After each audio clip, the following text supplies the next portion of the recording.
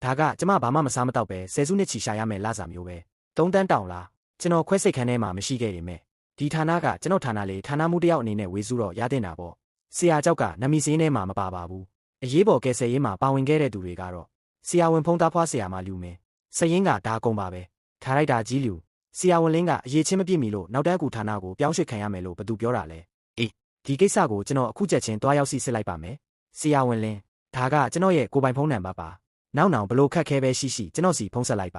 ကျေးဇူးတင်ပါတယ်ခင်ဗျာဥက္ကဋ္ဌလီ ICU ရှေ့မှာတွားဆောင်နေပေးပါဦးခဏနေရင်ကာတော်ကြီးကိုအဲ့ဒီဘက်ပြောင်းရွှေ့ပေးပါလိမ့်မယ်ကောင်းပါပြီညီလေးလင်းတကယ်ကိုကျွမ်းကျင်တာပဲဗျာဟာကျွန်တော်တာဝန်မို့လို့ပါစနစ်အတန်ထအဆင့်အနေရကြီးမှတော့ဖြစ်ရဲ့အောင်မြင်သည့်အဆင့်သက်မှတ်ချက်ထအဆင့်စုလောက်ထုတ်ပေးပြီးငွေသားစုရွန်တန်းကုန်သတင်းကြား280စနစ်အတန်အကန့်အသတ်ကိုကျော်လွန်သွားသဖြင့်ပြောင်းရွှေ့ပေးမရတော့အကာအကွယ်စနစ်စတင်အသက်ဝင်ပါသည်ဒီတစ်ခေါက်တော့တကယ်ကိုအမျက်ထွက်သွားတာပဲနောက်တန်းကူဌာနကိုပြောင်းเสียရမလို့တော့တဲ့အပြင်စုလက်တွေလည်းမနှင်းမနှောရလိုက်သေးတယ်ဒါပေမဲ့စနစ်ကဘလို့ကြိုးချောင်းစီလျော်တဲ့နေလန်းနဲ့ကျွန်တော်ရဲ့ပြောင်းရွှေ့မိန်ကိုဖျက်သိမ်းလိုက်မလဲမသိဘူးခွဲစိတ်ခါ3တန်းလဲထပ်ပေါင်းလိုက်ရင်မနှက်ဖြန်အကောင့်နဲ့ငွေဝင်ရင်စုစုပေါင်း25တန်းခွဲကျော်ဖြစ်သွားပြီပဲဝင်ခဲ့ပါနောက်ရှက်မိပြီဆရာဝန်လင်းမိဘကန်နဲ့မဝင်ခင်တုန်းကရေးမြွာကြီးပိတ်ဆို့တဲ့လက္ခဏာရဲ့အားလုံးကိုရှင်းရှင်းလင်းလင်းပြောပြခဲ့တာလေလူမင်းပြေးထွက်လာပြီးသတင်းပို့တဲ့အခါတခုချင်းစီတိုင်းကရှင်ပြောခဲ့တာနဲ့တထေရတဲ့တူနေတယ်အချိန်ကစက္ကန့်30တောင်မကွာဘူးဒါကကြိုတင်ခံမှန်းတာမဟုတ်ဘူးဒါကကြိုတင်သိမြင်နေတာပဲအသက်ကြီးမှကလေးပထမဆုံးမွေးတာရဲ့ပြင်းထန်တဲ့ကိုဝင်စိတ်တက်လက္ခဏာရဲ့ရေးမြစောစောပေါက်ပြီးတားအိမ်ညစ်အားပုံမှန်မဟုတ်တာတွေကဒါဖွားမိရဲ့ပြဋ္ဌာန်းစာအုပ်စာမျက်နှာ390နှစ်မှာအတိအကျရေးထားပြီးသားပါကျွန်တော်အဲ့ဒီစကားတွေပြောခဲ့တာကဥက္ကဋ္ဌလီကိုပါဆက်ပိတ်သွားစေခြင်းလို့ပါဘာပဲဖြစ်ဖြစ်ဆရာဝန်တယောက်အတွက်တော့လူနာကိုကယ်တင်ဖို့ကအရာအလုံးထက်အရေးကြီးဆုံးပဲမဟုတ်လားဆရာဝန်လင်းတင်ကန်းစာရသွားပါပြီအချင်းချင်းဆရာဝန်တွေပဲဝိစာဒါကလှုပ်တင်လှုပ်ထိုက်တာပါဆရာဝန်လင်းဆန္ဒခဏလောက်ပြဒါကိုမြ мян ကြည့်လိုက်ဦးလွန်ခဲ့တဲ့တနာရီကမှတင်ထားတာကြည့်ရှုသူ9တန်းကျော်သွားပြီဘယ်သူရိုက်တာလဲမတိဘူးအဲ့ဒီတုန်းကလူတွေအများကြီးပဲလေပြီးတော့ဒီဗီဒီယိုကောင်းကလည်းပြန်လည်မျှဝေတဲ့အကောင့်ပဲမူရင်းရိုက်တဲ့သူမဟုတ်ဘူးတိပြီမင်းမစိုးရင်ဘူးလားကြည့်ရှုသူ9တန်းတောင်ရှိနေပြီကွန်မန့်မှာလည်းဆဲနေကြတာအများကြီးပဲတချို့ကမင်းကိုလူလိန်လို့ပြောနေကြပြီရေးမြကြီးပိတ်ဆို့တာကိုအစိုက်ကူတာကလိန်ညာတာလို့ပြောနေကြတယ်မင်းရဲ့ကိုရေးရဇဝင်ကိုပါလိုက်စုံစမ်းပြီးစာမေးပွဲကြလို့နောက်တန်းကူဌာနကိုပြောင်းရွှေ့ခံရတာလို့ပြောနေကြတယ်ကိစ္စမရှိပါဘူးဆဲပစေလိုက်ပါရုံးရင်းစနစ်ထဲကပြောင်းရွှေ့မိန့်ကိုစေးရုံဝန်ထမ်းတွေပဲမြင်နိုင်တာပြင်ပအင်တာနက်မှာဒီလောက်သေးစိတ်ပါနေတယ်ဆိုရင်စေးရုံအတွင်းလူပေါက်ကြားလိုက်တာတေချာတယ်မင်းကဘာလို့နင်းနေမှမလောတာလဲလောလို့ကောထူးမှမို့လို့လားကိုမက်နေသွားပြီးသူတို့နဲ့လိုက်ရန်ဖြစ်လို့မှမရတာလာမှာကတော့လာမှာပဲလေဟောဖုံးဒီတစ်ခေါက်တော့ဂျေဇူးပဲကွာမင်းလုံးမင်းသွားလို့တော့လေငါကတော့ဂျူတီဆင်းတော့မယ်ဒီကောင်တည်ငြိမ်လုံးနေတာပဲဒီလိုစကားမျိုးပြောနိုင်တာကြောက်တယ်ဖာဒါမှမဟုတ်သူ့လူတွေပဲဖြစ်ရမယ်ဒါမှမဟုတ်လူတယ်မင်းရဲ့လူလည်းဖြစ်နိုင်တာပဲဒီတက်စိတ်ကအယောင်းသွက်တယ်နင်းနေလောက်ပိုးဖြည့်ထားဦးမှာပြန်လာပြီလားအိုးထဲမှာနန်ရိုးစွပ်ပြုတ်ရှိတယ်ပေါင်းအိုးထဲမှာပေါက်စီပူပူလေးလည်းရှိတယ်ပူမယ်နော်သွားယူစားလိုက်ဦးဟုတ်ကဲ့တိပြီမင်းဟုတ်စင်ချင်းဟဲလေရှင်ကွာအင်းကအကောင့်ချင်းအပ်ပြီးပြီဆိုတော့စကားတွေဘာတွေပြောဖြစ်ကြလားပြောဖြစ်ပါတယ်သူကျမ်းမာရေးတိတ်မကောင်းဘူးရေခဲရေမတောက်ဖို့ကျွန်တော်အကြံပေးလိုက်တယ်ဒါပေါ့မိန်းကလေးတွေကဒီလိုဂယူးဆိုင်တက်တဲ့ယောက်ျားမျိုးကိုသဘောကျတာမင်းရဲ့ကျွန်တော်ကဆရာဝန်လေးဒါကအသက်မွေးဝမ်းကြောင်းအလေးထားပါအသက်မွေးဝမ်းကြောင်းအလေးထားဟုတ်လားဒါဆိုညီတို့ဌာနကတူနာပြုမလေးတွေကိုကောဒီလိုပဲဂယူးဆိုင်တာပဲလားမင်းဒီနေ့ကျွန်တော်ခွဲစိတ်မှုတစ်ခုလုပ်ခဲ့ရလို့တော်တော်လေးပင်ပန်းနေပြီထမင်းအရင်စားပါရစေဦးအမြဲတမ်းဒီလိုကြီးပဲဒါကြီးလာတော့လေအမေဖြစ်တဲ့သူနဲ့စကားကောင်းကောင်းမပြောချင်တော့ဘူးပေါ့ခဲပါထမင်းစားတာကိုမနှောက်ရှက်တော့ဘူးငါလည်းသွားလှုပ်ရှုပ်လိုက်ဦးမယ်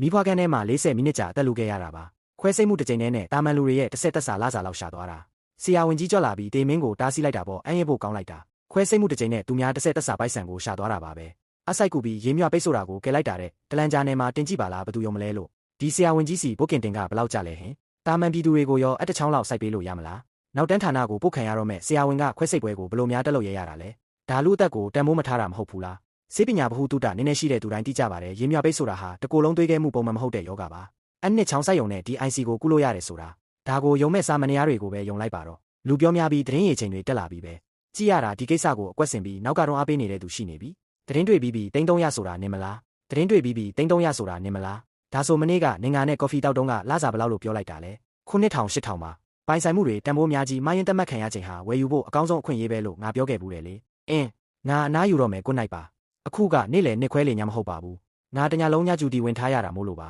ါဒါဆိုလဲမင်္ဂလာမိုးလွဲပါရှင်စနစ်ရှိနေသမျှကာလပတ်လုံးကကိုဘသူမှရှင်လို့မရဘူးဘသူကများစနစ်ကိုအနိုင်ယူနိုင်မှာမို့လို့လဲရှောင်းဖုံးညစာစားရအောင်လားလေဟုတ်တီးပါပြီအဲ့ရထဲမှာကတ်မနေနဲ့တော့နော်ဒီနေ့သတင်းစကားတွေဘာလို့ဒီလောက်တောင်များနေရတာလဲရေးမြပိတ်ဆို့မှုရဲ့အသက်ရှင်နှုန်းက20%တောင်မရှိဘူးနာကိုယ်တိုင်ဥဆောင်ပြီးဖြစ်စဉ်3ခုကိုကင်တွယ်ဘူးတယ် DCC အစ်စ်မှာတွေးထွက်ပစ္စည်းမရှိလို့လက်နဲ့ရဲဆက်9မိနစ်ကြာတွေးထိန်ပေးခဲ့ရတယ်ငါနေရာမှာသာဆိုရင်တော့ ငါလဲလုံနိုင်မလားမတေချဘူးကျန်းရှောင်ဝေးကတပြည်နယ်လုံးရဲ့တားဖွားမိရဲ့ကဏ္ဍမှာဩဇာအကြီးဆုံးပညာရှင်ပဲသူမလို့ပုံကိုမျိုးတောင်လောက်ခတ်သွားရတယ်ပေါ့တကယ်ပဲပြဿနာတွေအထက်ထက်တက်နေတဲ့အချိန်ပါပဲလားဟဲလိုမင်္ဂလာ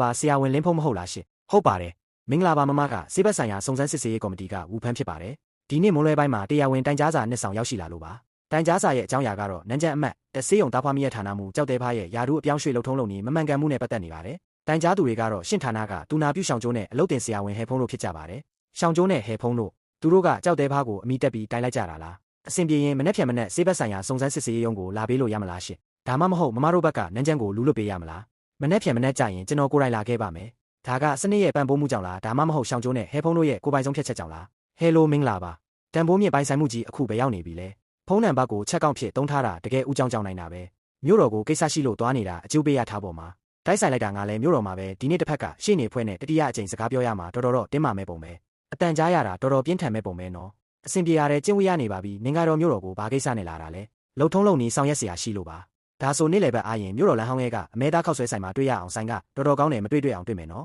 ဒါငါ့ကိုတေချာပေါက်ချင်းတွေ့ပွဲလာမှာပဲလို့တွက်ထားတဲ့ပုံစံပဲဗန္နာရေးမဟာဝိဇ္ဇာပွဲရကုညေချီတန်တိဆောက်ရေးပစ္စည်းကုမ္ပဏီရဲ့အမွေဆက်ခံသူကတယောက်ကို18ရွယ်ပဲကြားတဲ့ဆိုင်ကိုညွန့်နယ်ပေါ့စိတ်ဝင်စားဖို့ကောင်းလိုက်တာဒါမှမဟုတ်ဒါကပဲသူမရဲ့ထူးခြားချက်များဖြစ်နေမလားဒေါက်တာလင်းပင်ပန်းခံပြီးလာပေးတာကျေးဇူးပါနော်ကျေးဇူးပြုပြီးထိုင်ကြပါဦးဒီဘက်ကတော့ပြည်နယ်မိခင်နှင့်ကလေးစေးုံကြီးရဲ့တားဖွားမိရဲ့ဌာနမှုပါမောက်ခကျန်းရှောင်ဝေးပါဌာနမှုကျန်းကဒေါက်တာဒီနေ့လာမယ်ဆိုတာကြားတာနဲ့တီးတန့်လာတွေ့တာပါလင်းဖုံရှင်းတတိကတကယ်မသေးဘူးပဲ